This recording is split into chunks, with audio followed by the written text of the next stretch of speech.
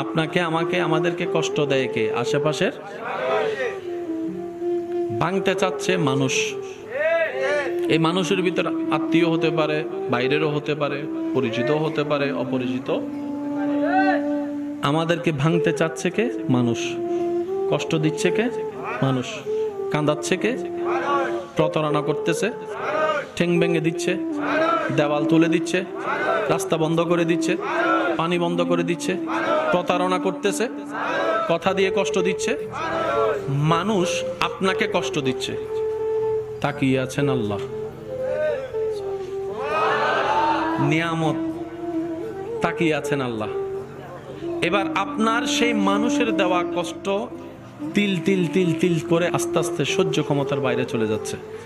আপনার রব তাকিয়ে আছে।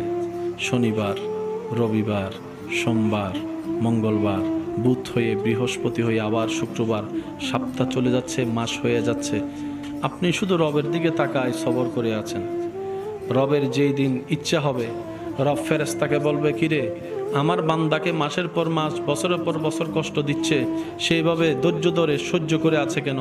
ফেরেশতা বলবে, আল্লাহ তোমার হুকুমের অপেক্ষায় বসে আছে, তোমার হুকুমের অপেক্ষায় বসে আছে। সে তোমাকে সন্তুষ্টি করার জন্য মুখ থাকার পরও গালির পরিবর্তে গালি দিচ্ছে না।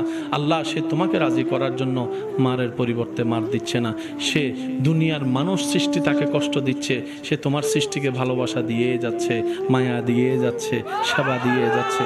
রব্বুল আলামিন বলবে, আমার বান্দা আমার হুকুমের অপেক্ষায় বসে আছে, আমার বান্দা আমার সন্তুষ্টির অপেক্ষায় বসে আছে, এত কষ্ট সহ্য করছে, বুক ফেটে যাচ্ছে।